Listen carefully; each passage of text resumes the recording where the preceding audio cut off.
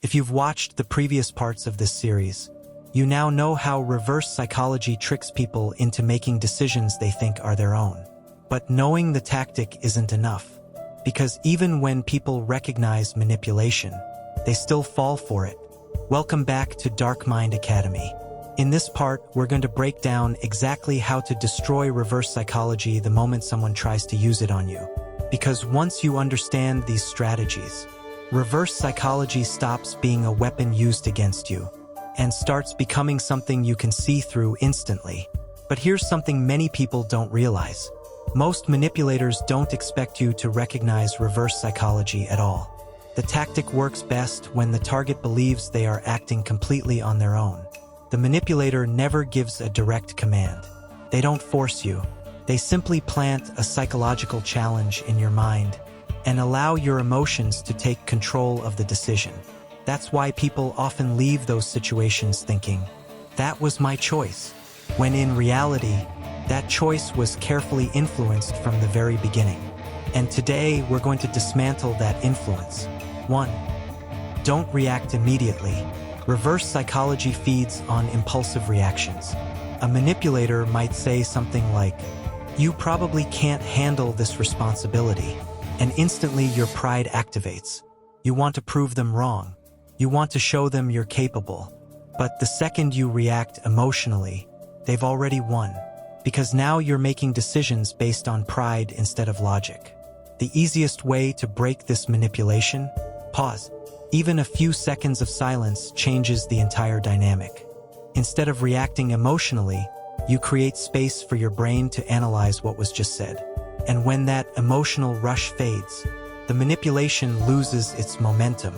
Silence also creates uncertainty for the manipulator, and uncertainty weakens their control. 2. Ask calm questions. Manipulators expect emotional reactions. They expect anger. They expect defensiveness. But they don't expect calm awareness. If someone tries reverse psychology on you, respond with simple questions like, "Why would you say that?" Or, "What makes you think that?" These questions shift the conversation. Instead of reacting emotionally, you force the other person to explain their reasoning. Many reverse psychology statements collapse under logical scrutiny because they were never designed to withstand analysis. They were designed to trigger a reaction. 3. Remove your ego from the situation. Reverse psychology targets ego and pride. Statements like, "You're probably too careful to take this risk," or "Someone like you wouldn't understand this," are designed to provoke a reaction inside you. Manipulators understand something crucial about human nature. Most people care deeply about how they are perceived. They want to be seen as capable. They want to be seen as intelligent. They want to be seen as strong. So when someone subtly challenges those traits, it creates a psychological itch many feel compelled to scratch. But powerful people don't react to ego traps. They analyze the situation logically. Sometimes the strongest move is simply not caring what the other person thinks. Because the moment your pride stops driving the decision, the manipulation loses its power. 4. Delay your decision. Manipulators rely on speed. They want you to react immediately, because the faster you react, the less time you have to analyze the situation. So when someone tries reverse psychology on you, say simply, "I'll think about it." Time enters the situation. Emotion leaves it. Your brain shifts from reaction to evaluation. Many decisions that once felt urgent suddenly stop feeling necessary at all. 5. Agree with them. If someone says, "You're probably not brave enough to do it," most people respond with anger. They immediately try to prove the statement wrong. But imagine replying with, "You're right, maybe I'm not." Suddenly the manipulator has nothing left to push. Reverse psychology works by pushing you toward the opposite action. If you don't resist, the tactic collapses. There's no emotional tension for them to exploit. 6. Recognize the pattern. Once you understand reverse psychology, you start noticing it everywhere. People will say things like, "You probably wouldn't understand," "You're too careful for that," "Someone like you wouldn't do this." These are psychological triggers designed to provoke your pride.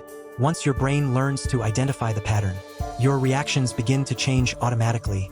Statements that once triggered your emotions start sounding predictable, almost scripted, and when manipulation becomes predictable, it stops being effective. 7.